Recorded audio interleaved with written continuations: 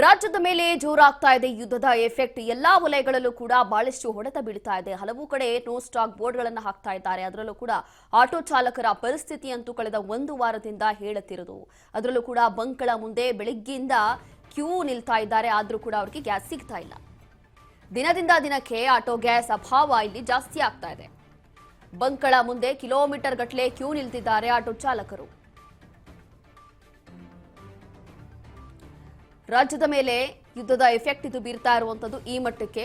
ಕೇವಲ ಆಟೋ ಚಾಲಕರಿಗಲ್ಲ, ಎಲ್ಲರಿಗೂ ಕೂಡ ಸಮಸ್ಯೆ ಆಗ್ತಾ ಇದೆ. ಎಲ್ಲಾ ವಲಯಗಳಲ್ಲೂ ಕೂಡ ಡ್ಯಾಮೇಜ್ ಆಗ್ತಾ ಇದೆ ಈ ಒಂದು ಯುದ್ಧದ ಎಫೆಕ್ಟ್ ಇಂದ. ಈಗ ಹಲವು ಕಡೆ ಕೆಲವೊಂದು ಬಂಕ್ಗಳಲ್ಲಿ ನೋ ಸ್ಟಾಕ್ ಬೋರ್ಡ್ಗಳನ್ನು ಹಾಕ್ತಾ ಇದ್ದಾರೆ. ಇದರಿಂದ ಆಟೋ ಚಲಾಯಿಸಿಕೊಂಡು ಅದ್ರ ಮೇಲೆ ಡಿಪೆಂಡ್ ಆಗಿದ್ದಂತ ಆಟೋ ಚಾಲಕರು ಈಗ ಕಂಗಾಲಾಗಿದ್ದಾರೆ. ದಿನದಿಂದ ದಿನಕ್ಕೆ ಆಟೋ ಗ್ಯಾಸ್ ಅಭಾವ ಮಾತ್ರ ಜಾಸ್ತಿ ಆಗ್ತಾ ಇದೆ ಹೊರತಾಗಿ ಕಡಿಮೆ ಅಂತೂ ಆಗ್ತಿಲ್ಲ. ಬಂಕ್ಗಳ ಮುಂದೆ ಕಿಲೋಮೀಟರ್ ಗಟ್ಟಲೆ ಆಟೋ ಚಾಲಕರು ಕ್ಯೂ ನಿಲ್ತಿದ್ದಾರೆ.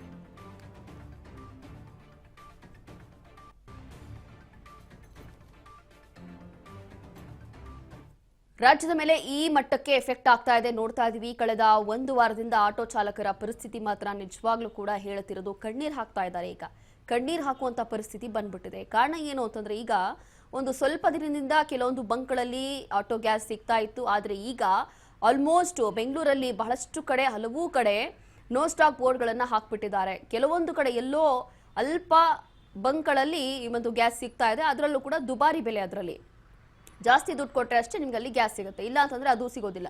ಅದು ಬೇಕು ಅಂತಂದ್ರೆ ನೀವು ಗಂಟೆಗಟ್ಟಲೆ ಕಾಯಬೇಕಾಗತ್ತೆ. ಹೀಗೆ ಸಾಲುಗಟ್ಟಿ ಬೆಂಗಳೂರಲ್ಲಿ ಈ ರೀತಿಯಾಗಿ ಆಟೋಗಳು ನಿಂತುಬಿಟ್ಟಿದೆ. ಹಾಗಾಗಿ ಮುಂದಿನ ದಿನಗಳಲ್ಲಿ ಹೀಗೆ ಏನಾದರೂ ಮುಂದುವರೆದ್ರೆ ಆಟೋಗಳೆಲ್ಲವೂ ಕೂಡ ಸ್ತಬ್ಧ ಆಗೋಗುತ್ತಾ ಅನ್ನೋ ಪ್ರಶ್ನೆ